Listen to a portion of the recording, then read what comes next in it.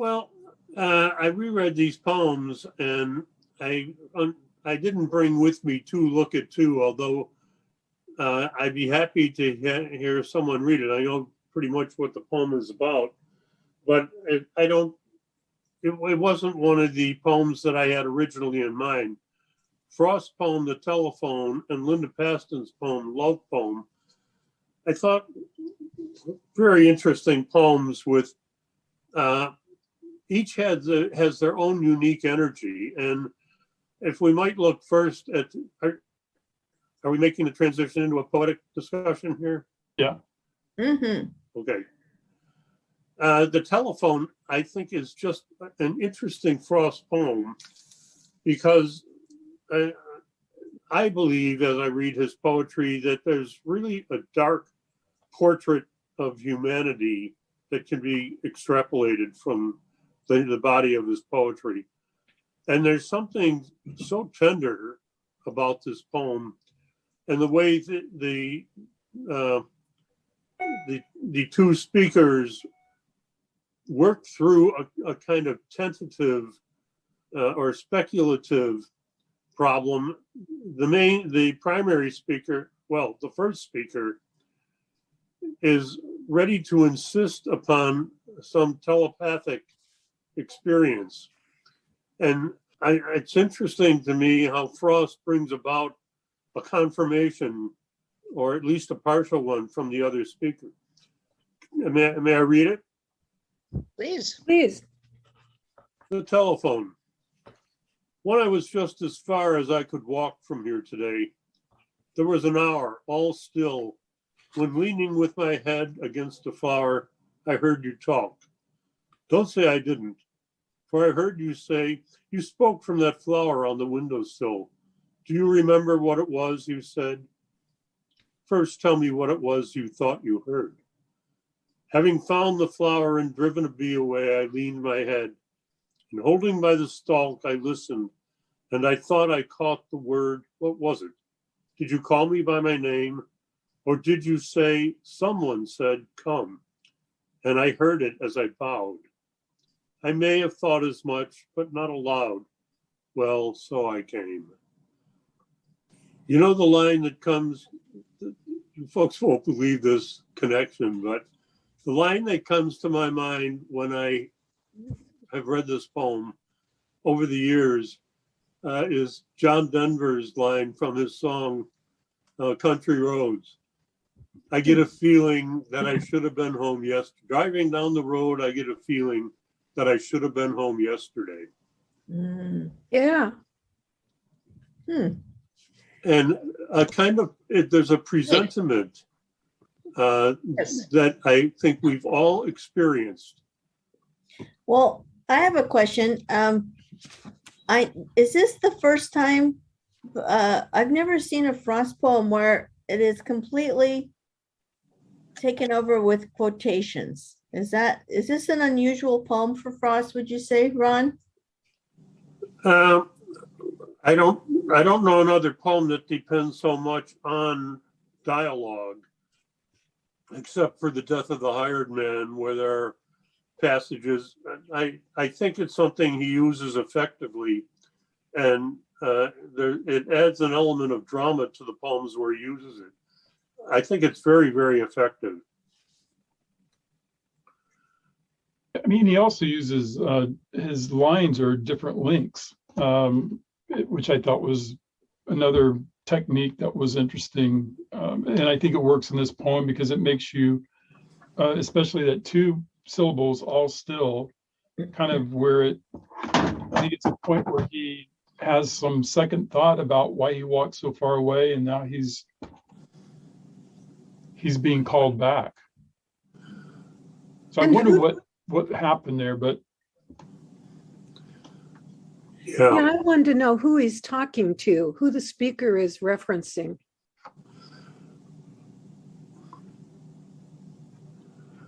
Well, I think there are two speakers, and if they're not what we would call lovers, they're partners. They're closely associated. Would Yeah. you say, based on the poem, intimate? It may not be I- sexual intimacy that the poem's about, but I think it's definitely intimate. And one reason I Yeah. think so is because of the images he uses, particularly the use of, well, the image of my head against a flower, and then the repetitive use of flower on a windowsill. That speaks a lot of the softness of their relationship. Yeah. well, I have tried to avoid saying this starting out, but I don't think I can avoid it anymore. The reason that the poem struck me as an interesting contrast, mostly to Linda Pastan's poem, is that they're both poems that depend on a level of energy. And in Linda Pastan's poem, that energy is sustained and even builds. In Frost's poem, there's something really casual about the exchange between them, and yet the experience they're describing is intense. I think it is. Yeah. Absolutely. Yeah, he doesn't even use the word telephone in the poem. I had to look it up. I had to look up because he's talking about a device and it's Frost. I had to find out when this poem was written. Oh, I And- thought you were going to say you looked up telephone. What I'm is it sorry. again? Go I ahead. forget. And I discovered I found it was written in 1920. I don't know if anyone else found that out. No, I didn't know. Good. Oh, but I think that I'm wondering if this is a voice from beyond. Maybe some sort of a telepathy is going on, or where two people are just kind of thinking about each other and they're not actually using an electrical device, but somehow they both they're thinking. One person wants them to come to them, and the other person goes. I find it very endearing. You may have mentioned this while I was talking to my sister-in-law, who never calls. I'm confused about where I am physically when he's doing this talking.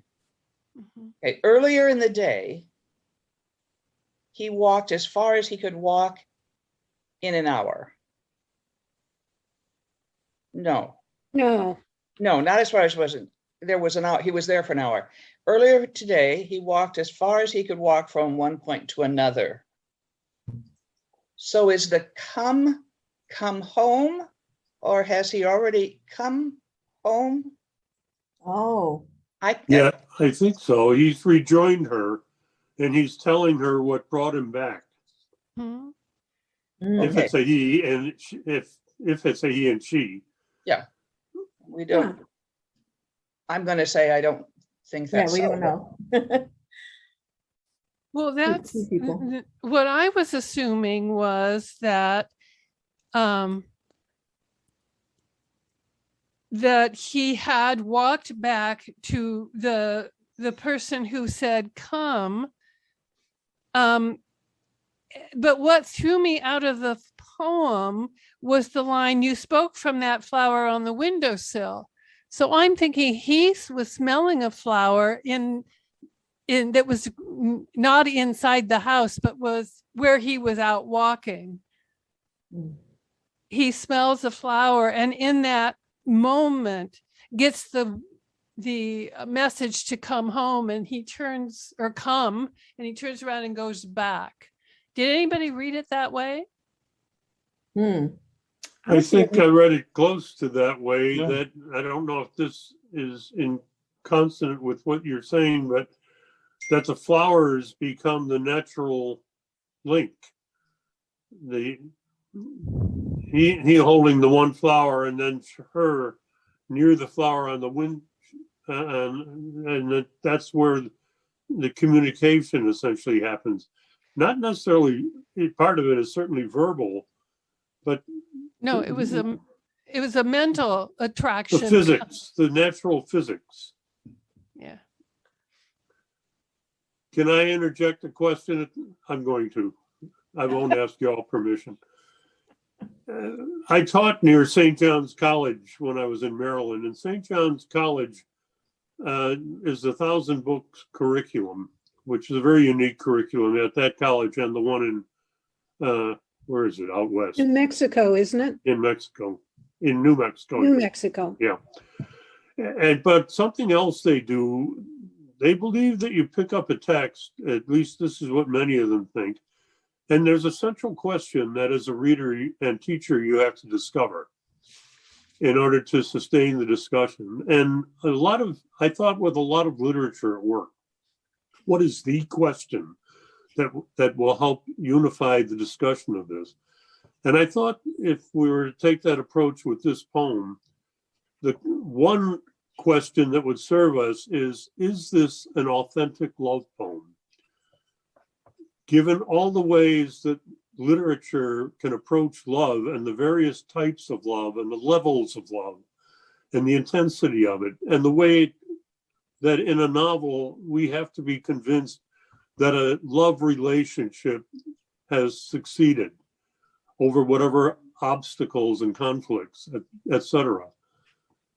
Does this then, is there enough in the assurances of what has brought them together, whatever we call it? Do we call it love? And one of the reasons that I thought To Look at Two was so interesting, I don't have it in front of me, like I said, but the first and last lines of To Look at Two talk about love. And the love in the last lines of To Look at Two might be the kind of love that we're experiencing in this poem, or that we're being shown.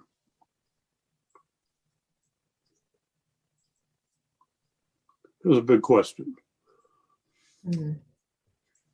And also, I'm just wondering if it's a love poem that could be from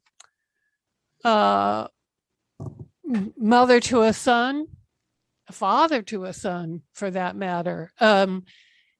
Does it have to be a romantic love? I think the part that, to me, it's about a romantic love is that first line is when I was just as far as I could walk from here today. Something, you had to sit down, or she had to sit down and figure out that what they really wanted wasn't that far away from where they walked so far away from it that they had to come back to home or wherever that person was.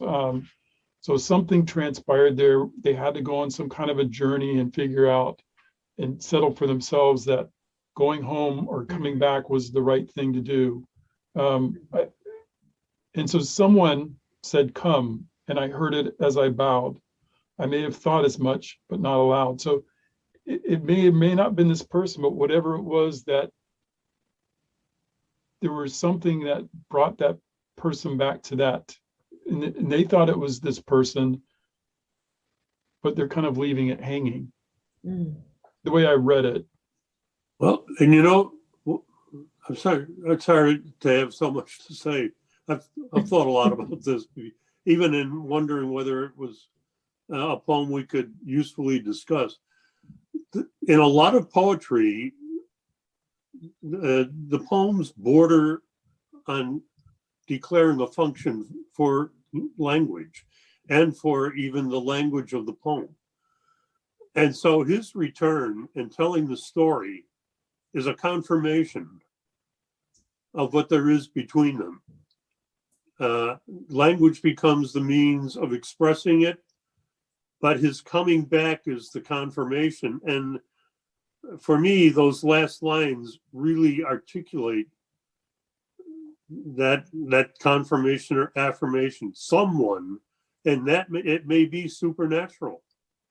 Someone said, "Come," and I heard it as I bowed. This is one of the things that I love about Frost poetry, the act of bowing and what it means to humans is humility. and giving yourself up to the experience. I heard it as I bowed. I may have thought as much, but not aloud. Great rhymes. Mm. Well, so I came. Ron, do you know, was Robert Frost a spiritual person? Was he a religious person? I think he was a reverential person, is the word that I like. And so I would say, yes, definitely a skeptic about a lot of other kinds of belief, but certainly a believer in what, forces, spirits, I would think. I find it tiresome when people try to find religious significance in anything that they're reading. Yeah. But having said that,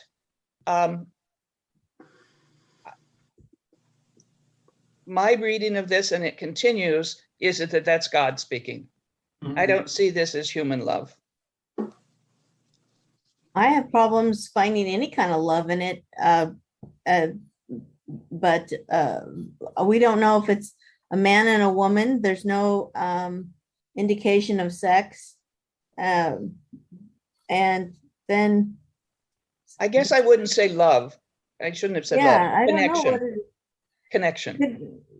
Well, I think it's that word that Ron used initially, which is intimacy of some kind, but it's not specifically defined.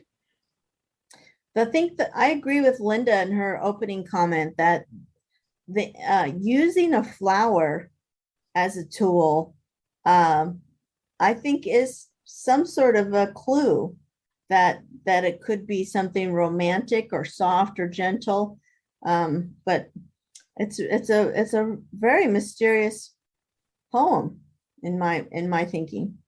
If you look at the stanza that begins, having found the flower and driven a bee away, I leaned my head and holding by the stalk, I listened and I thought I caught the word. Those are pretty strong images. You know, you have the romantic image possibly of a flower and then a bee and stinging and possibly argumentation. And then the leaning of the head, that's just so, it's just so many images there. Mm-hmm. I can't really draw a conclusion, but there's the flower and driving and leaning and holding a stalk and then listening. That's a lot of strong verbs. And then catching the word. That sounds so tentative, and yet it's a lot of action in those 4 lines. I keep using a modern poet to think about what this one might be saying. And I keep thinking about Mary Oliver's admonition to go out and look at the ordinary, the very ordinary. And a flower is an ordinary object, and listen to, pay attention to, and find out what it says to you. In this case, the flower to me was a reminder of the place that he had just left, and that's what triggered the thought. I mean, this could be love of country. You know, you've left your country and you want to come back to your homeland. It could be patriotism, nationalism. I don't know. And I'm also wondering why he didn't define the flower. What kind of flower? And does that matter? Because you didn't write the poem, you would have defined it.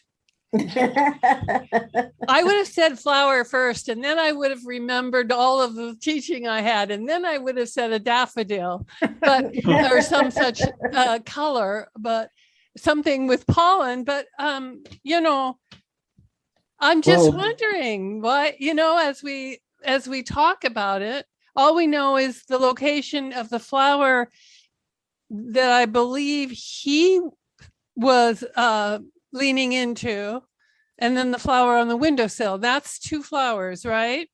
Yeah, but we don't know specifically what kind of flower either is. Yeah. He It's did a that on purpose communication to device, annoy I think. us. Mm. And we almost all poets would you would be tempted to name the flower because it gives you a more precise image. And he doesn't. And And there's- that has to be a very deliberate decision, yeah. because the flower then may stand for virtually all of nature. And if I name the particular flower, then I name a particular place where that kind of flower can grow. Yeah. And so if they named a hibiscus, I would go, well, that's got nothing to do with me. I don't know anything about tropical flowers. Or if he was lying in ivy, we'd say it's not natural to Washington State. Or something. It's interesting that there are these generalized ephemeral images, and yet what could be harder than something called the telephone, a piece of equipment? That contrast really gets me. Well, the reason I asked if it's, I'm going to tell you what I think it's about now. The reason I asked, I thought it was a useful question to ask, is this authentic love? I mean, think about all of us, how human beings yearn for affirmation of love, that it's real and reliable in our lives. And then, first of all, the speculation in the poem, I heard, don't say I didn't, for I heard you say. He prepared, the speaker is prepared to counter any argument says this didn't happen. You spoke from that flower on the windowsill. Having found the flower and driven a bee away, I leaned my head, and holding by the stalk, I listened and I thought I caught the word. He can't claim, or the speaker is not able to claim that actually caught it. What was it? There's more questions than claims. Did you call me by my name? This, I think, has much to do with, one, the nature of faith. He acts on this. Very, very difficult to pin down the experience and say, this is exactly what happened and what I heard. Someone said, come.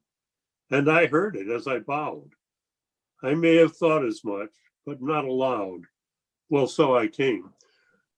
That I think human beings grapple, and sometimes literally and physically, to give shape to love. And it's a very, very difficult thing to make reliable, dependable in our lives. We have to depend on the vagaries of our own lives and those of other people in order to make it seem real. But this may be what love actually is and what we keep trying to give form and shape to.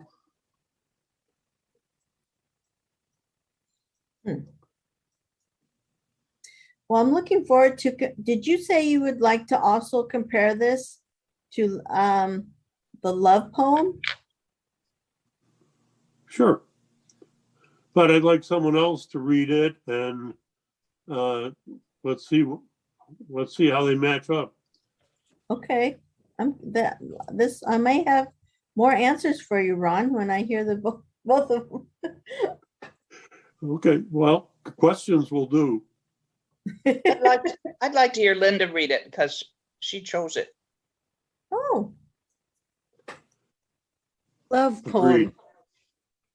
Love poem. I want to write you a love poem as headlong as our creek after thaw, when we stand on its dangerous banks and watch it carry with it every twig, every dry leaf and branch in its path, every scruple when we see it so swollen with runoff that even as we watch, we must grab each other and step back. We must grab each other or get our shoes soaked. We must grab each other. mm.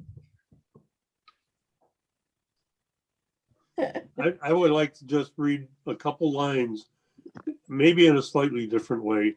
And that's where the poem begins. Okay. I want to write you a love poem. I want it. Those first two words launch it, I think. This is my fantasy dream. Right. Sure. I wanted a poem that spoke to Emery at our ceremony, especially the part we must grab each other. That's something as you drift into a long relationship as the years go by and as you become older, we must grab each other. I take that literally. And the adventure of love that the what possibilities that love presents, the onrush, that the nature of the connection is that we provide surety to one another. We must grab each other. Mhm. Yeah. When I was listening to it today, I was thinking, you know, the marriage vows with its for better, for worse, for richer, poor. Listening to these words about just that swollen river and all the things that are dashing by, you can't know when you're starting. Well, we were 20 years into that relationship, but you can't know what it is that's going to come. And what you can know is we're making a commitment to grab onto each other. I'm wondering if the repetition of grab each other holds two slightly different meanings for anyone else but me. As we watch, we must grab each other back from some danger. At another time, we must grab each other as, companions. Yeah, I think that's obvious. Okay. And But that's we're why it's glad the you said it last anyway, line. Betty. You're partners. You're holding on to Yeah. each other and testing the ground. You don't want your shoes to get wet. Linda and Emery and I have all heard Linda Pastan read. And I would have loved to have heard her read this poem. This person seems so mild at the microphone that it's wonderful to think of her having written this as the expression of love. Mm-hmm. Love figures in much of her poetry. And I think this is a bit of a condensation of her feelings about love. What would be a question for this poem? Can we ask the same question we asked about Frost's poem for this one? What was that again? Is this an authentic love poem? Well, if the question was, is it a love poem? Yeah, she tells us. She calls it a love poem. My question would be, and you probably all have your own questions, but how does this intersect with, interesting verb, how does this intersect with love as we experience it in other forms of literature? The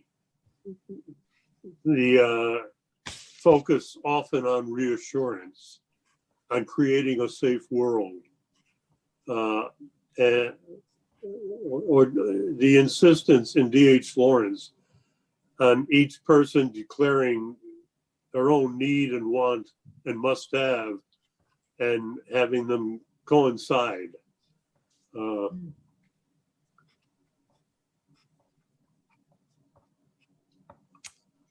That takes such a big view in other forms of literature.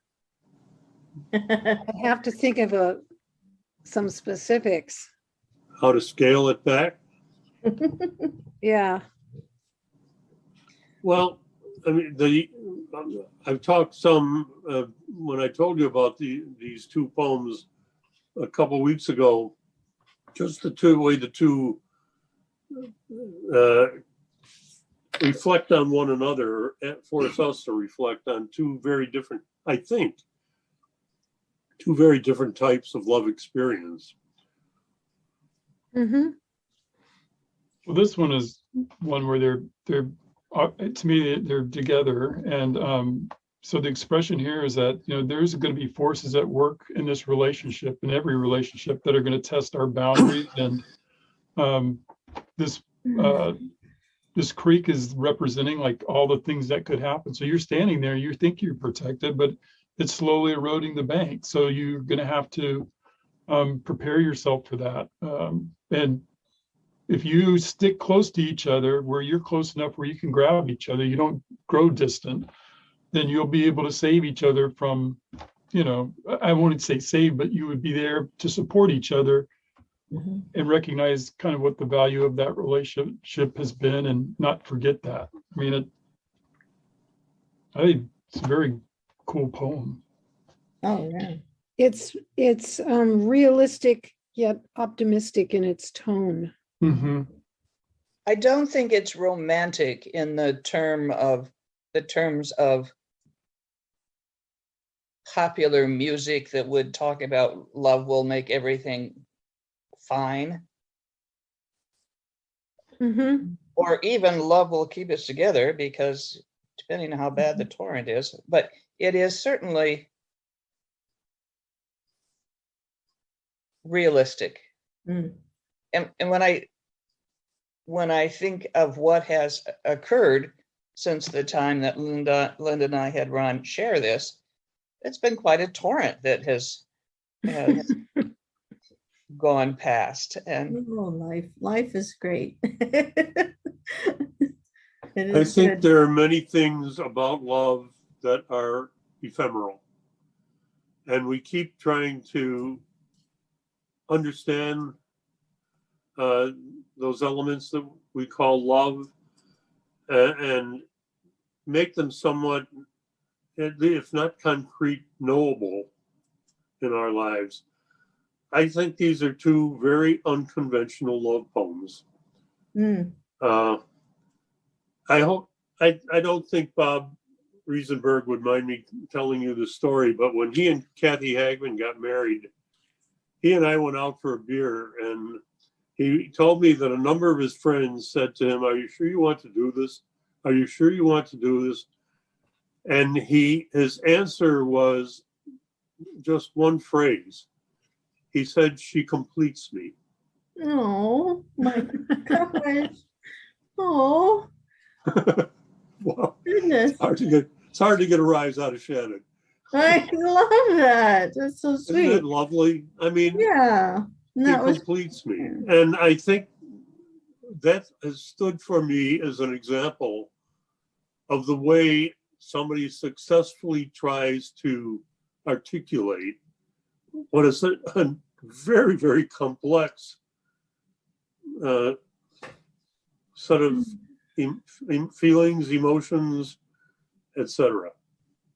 Something similar to that the pastor who married us commented on that I said as a symbol of our love, I guess you'd say, was that when I stand next to Amory and we sing together, she makes me sound better.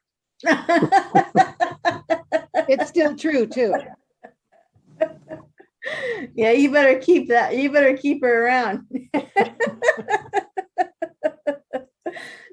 So Linda, I take it, Linda, then the neighbors complain when you sing in the shower? They would if they could hear me. Yeah. We'll just say, well, Amy's out of town. Actually, I was thinking of, Ron, you talking about ephemeral and all these ways to try and describe love.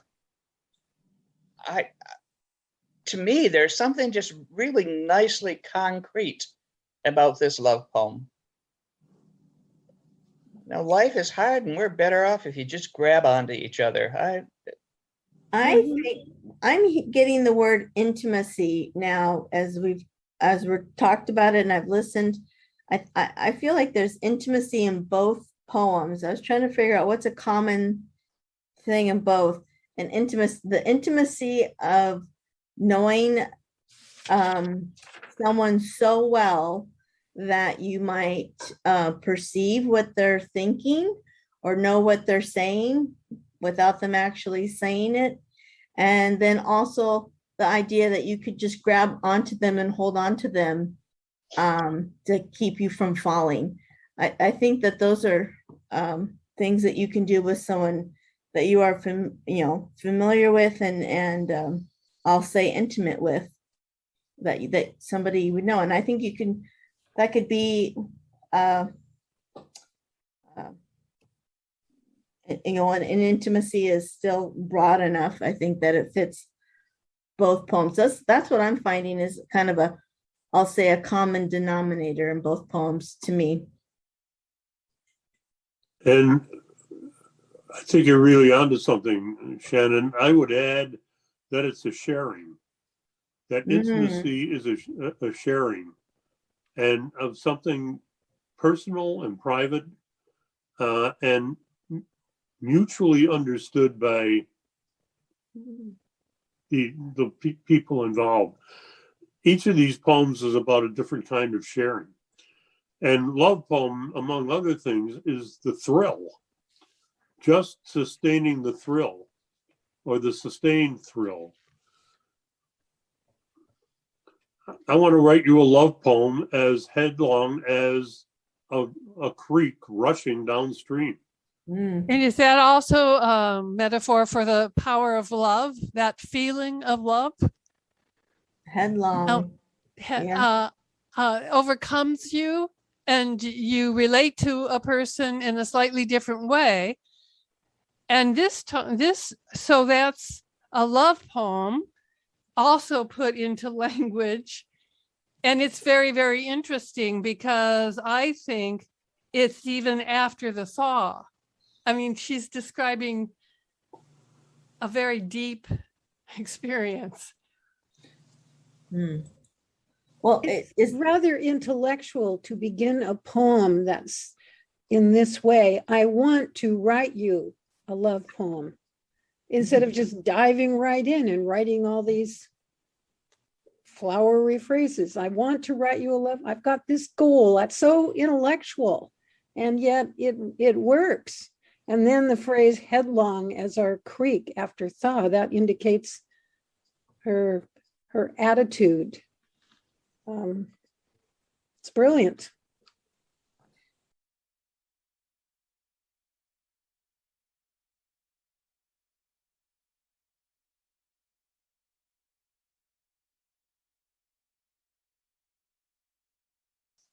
Okay, So, well, six need. I want to say before we say anything, I find this poem daunting because there's no break in it. To look at two, you mean? Yeah, I'm just saying that looking at it tires me out without where are the stanzas, where's some breathing space? Just print it differently and psych yourself up. That may be part of Frost's technique with it, is to try to, what we do with slow motion, expand an instant and get a chance to explore the situation.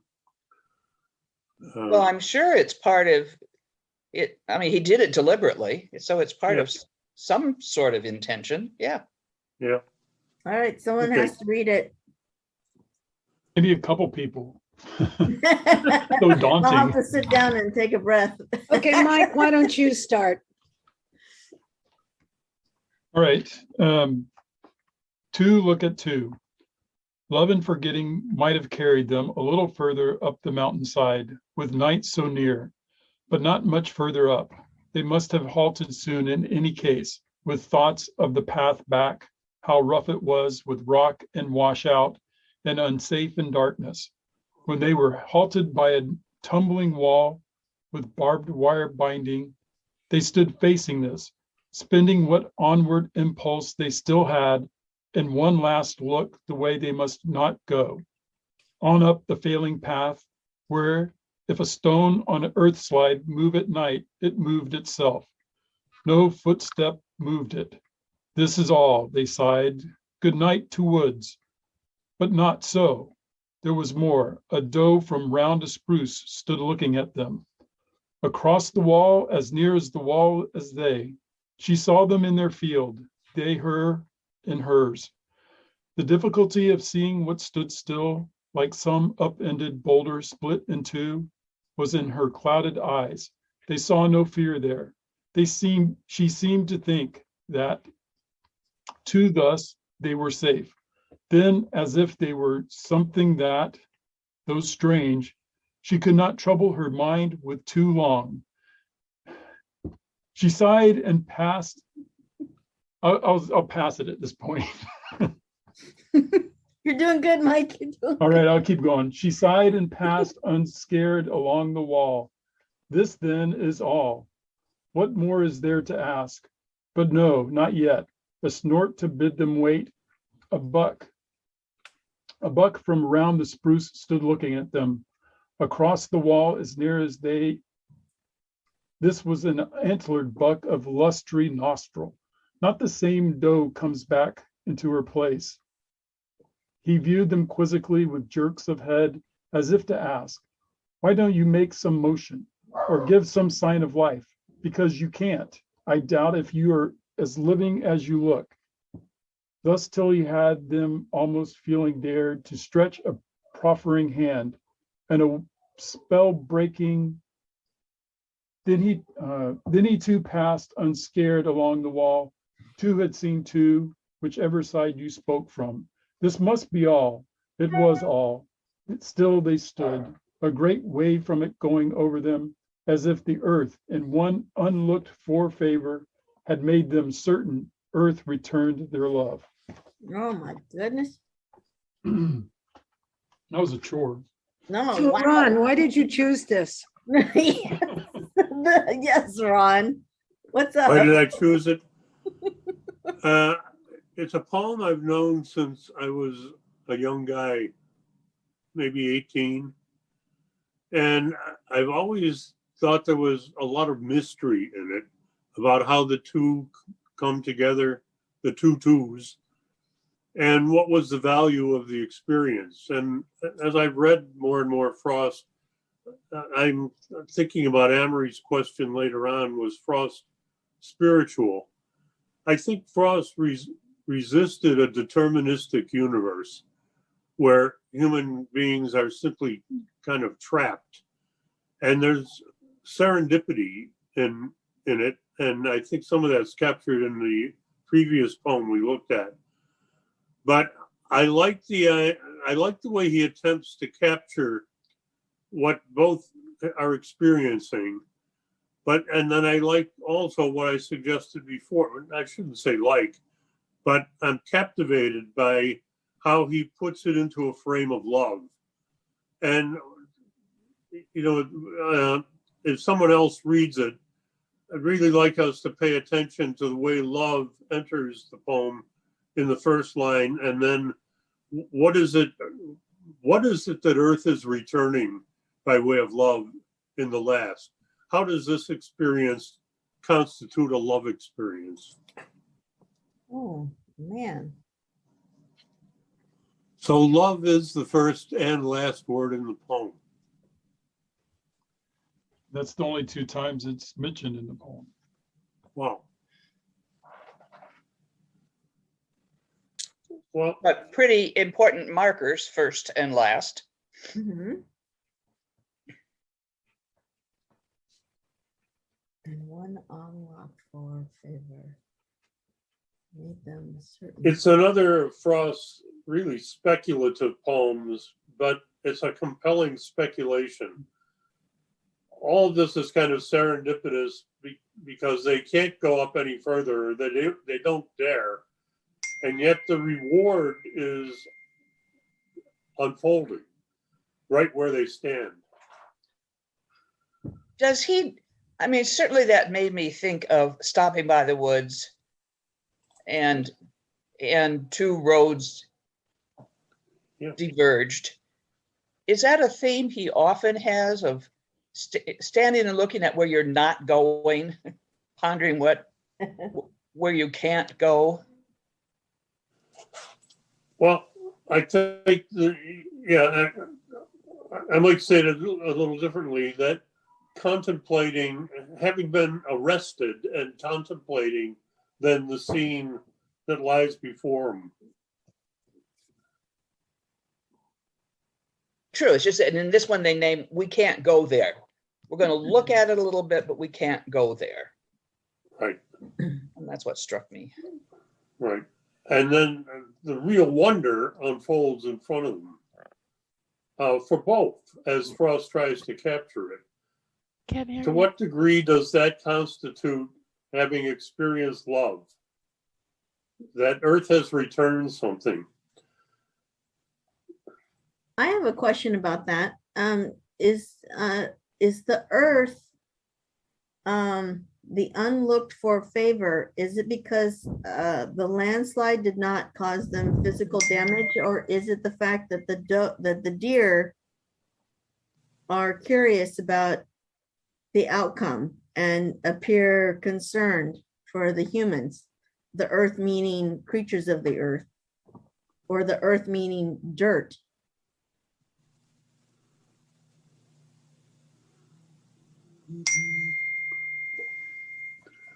Epiphany. Bing. Is everybody else hearing that bing?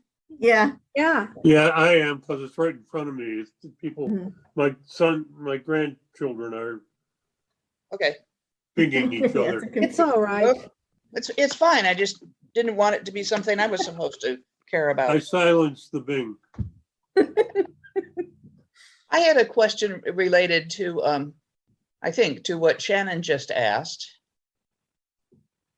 I wonder how one who grew up, lives in a very metropolitan area would read this poem, as opposed to, for example, The Six of Us, where seeing a deer is pretty much a daily occurrence. Mhm. Now, we don't very often see the buck and the doe and the dog on the road and so on, but it's an unusual day that a deer doesn't walk past our house. Mhm. I think that makes a difference in the reading of the poem if you're urban or rural. Hmm. With the urban, that would seem almost mystical, I think, to someone Mhm. who lives in the middle of concrete and such. And I think an awful lot of what we were capable of understanding and experiencing and even wanting to explore to understand further will be absolutely lost on urban children, especially of the future, and city citizens. Mm. Mhm. There's a whole world that's lapsing, and we're killing it, a lot of it. Mhm. I think this poem captures so much of the mystery of nature for Frost. And the mysterious happenings, those things that in nature affect us. The poem doesn't become as contemplative as Stopping by Woods on a Snowy Evening, but even that poem doesn't go very far to define what's rewarding in the experience. I'd like to offer a comparison. A poem that I have treasured over the years. Yeats has a poem called A Dialogue of the Self and Soul. And in most dialogue poems, the self and soul are in a lot of dialogue poems in medieval literature. And the soul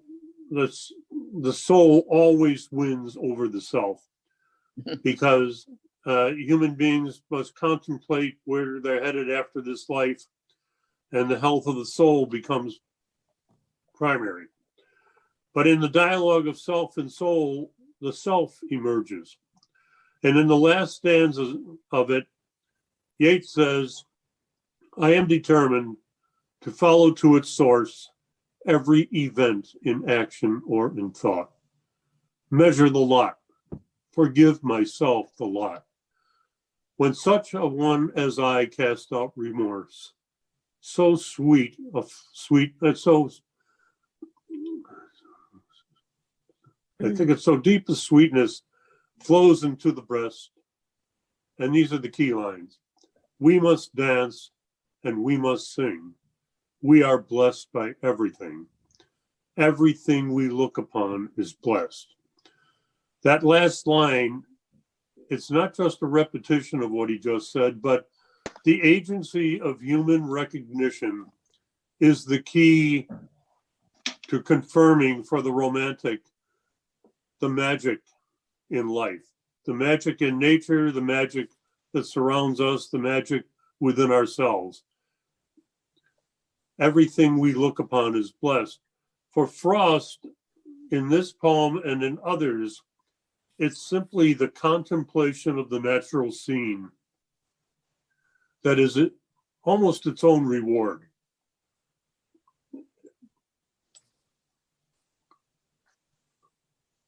What was the name of that poem? Dialogue between? Dialogue of self and soul. It's so great a sweetness flows into the breast. Dialogue of self and soul. Thank you. Yeah, we have to find that. That's an excellent comparison. I'm sorry. It's the last line I really wanted to get to. Everything we look upon is blessed. I Yeah, don't know what to write for my next blog, and I think you just gave me an idea. So Oh, Damn, from Buffalo. good Yeah, job. from From Buffalo. Buffalo, all the way from of Buffalo. all places, Emery, I'm The one looked at really one. sincere. I'm honored. I'll be interested in what you do. Okay. So Yeah. even in Buffalo, everything you look upon is blessed. I'm not sure I'd make that leap. this strays, well, it keeps us to that idea. The closest way for Linda and I to travel downtown is to, at the roundabout, scurry down to the waterfront and drive Cornwall into town. Yeah. That means that every time we do that, we drive past the village of old campers and cars and the Yeah. accumulated homeless condition that's there. Mhm. Everything we see is blessed. That's hard to think about. Yeah. Mm. I tend to not look. Linda tends not to go that way. Both of those are kind of sticking your head in the sand approach. don't tell them that. Oh, They're difficult. It's don't difficult. record that. No. I think it's hard to see for anybody. I do know that it's a designated shelter by the Opportunity Council. They've designated Yeah. that block Yeah, as a no-tow zone. I think one can argue, I hear what you're saying, Amory, and it's hard to believe in a world of magic. Even I take my walk past the library from my place, Mhm. and you see enough homeless and enough people who are destitute. The word that sums it up for me, and that may actually coincide with Yeats, is that these people are leading deprived lives. And part of the deprivation is that they are not able to participate in the wonder that life can provide. When I say that, it even sounds kind of glib, though, because their lives are so desperate.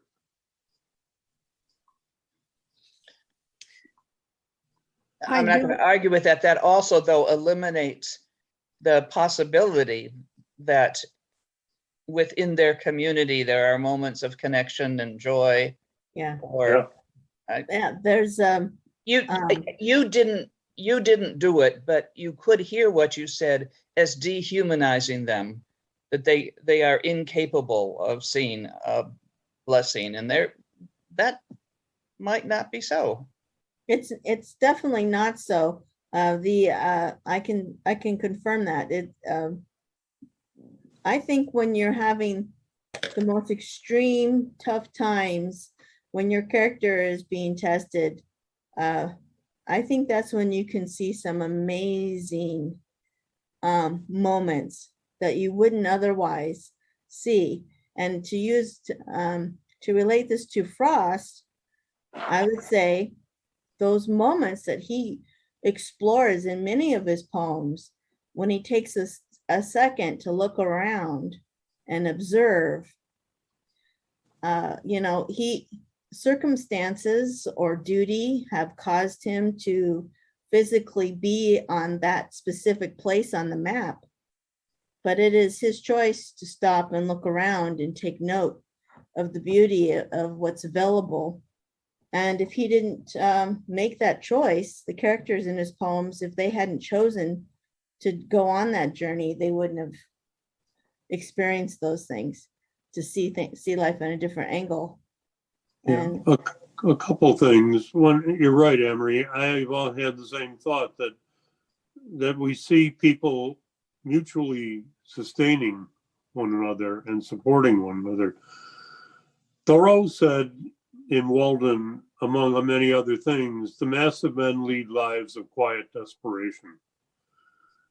And I think in Frost poetry, we see an engagement with nature, that nature is this great reservoir of wonder, among other things.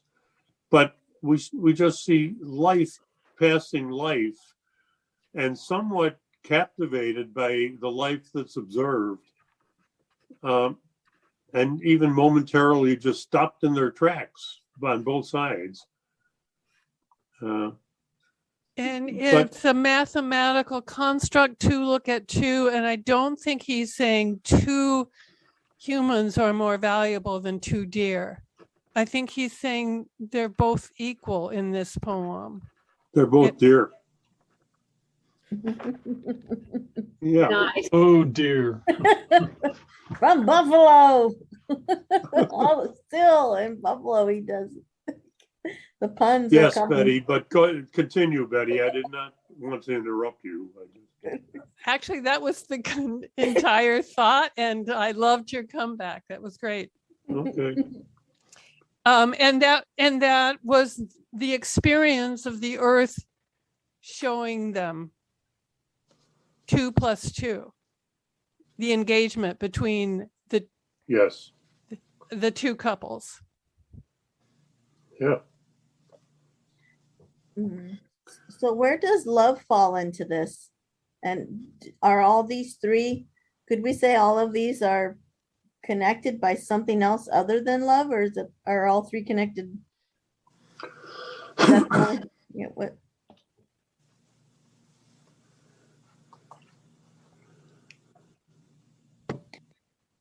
I think that's a Ron question. I mean, we could try and guess, but I'm wondering if, Yeah, you stumped the panel on that one. Well, yeah, I'm going to say there is a type of communication going on between the human and the deer that's similar to the communication the writer has with a flower.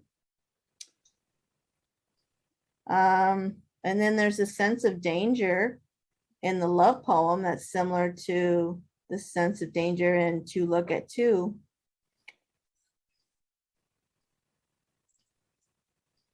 Especially in the telephone, you know, he doesn't come back, or the speaker, I keep wanting to think it's a he, but it may not be. The speaker doesn't come back and embrace the person he's returned to. We don't know that. All we know is that he's come. And that therefore, that's really what the poem is about. What drew the first speaker back. And I think that's what we get in To Look at Two, is the response of the present to the presence of the other. Mm. There's a dynamic that captures in both of those poems. Hmm. Well, to look at two, at the first three words, love and forgetting. I think it's interesting how he pairs forgetting with love. I guess you can get caught up in, the love, and you start going up this trail, and you might go a little too far, but then then there's a series of surprises, or maybe, yeah, I'll just say surprises with the when he runs up against the wall with the barbed wire. Then they encounter the deer, and then what they learn from that, and how it just kind of builds on itself to this. And it keeps saying, "This must be all." It was all. Still they stood, a great wave from it going over them, as if the earth in one unlooked for favor had made them certain earth returned their love. Because they could have kept going. If they hadn't have run into the rock wall, they might not have stepped back and thought more about what was happening around them.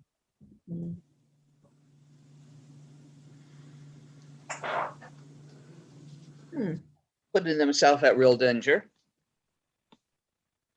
You know, there's something we might stop and look at in the nature of our discussion. I'm guilty of it. We want resolution. And we seek agreement, what is common among the poems, and so on. And that may not be the nature of meaning and understanding. And maybe Frost kind of gets at it in the two of his poems that we looked at, that it's the experience itself and the wonder of it. It's momentary. They're going to go back down the hill. They don't know quite the meaning, what it means that they've stopped and looked at two deer, and they were stopped in order for those deer to come across their paths. Yeah, I think the line that amplifies what you're both saying is when passing that barbed wire binding, they stood facing this bending, what onward impulse they still had in one last look, the way they must not go on up the failing path. That's the look up the road not taken, among other things. Yeah. Mm-hmm. Yeah.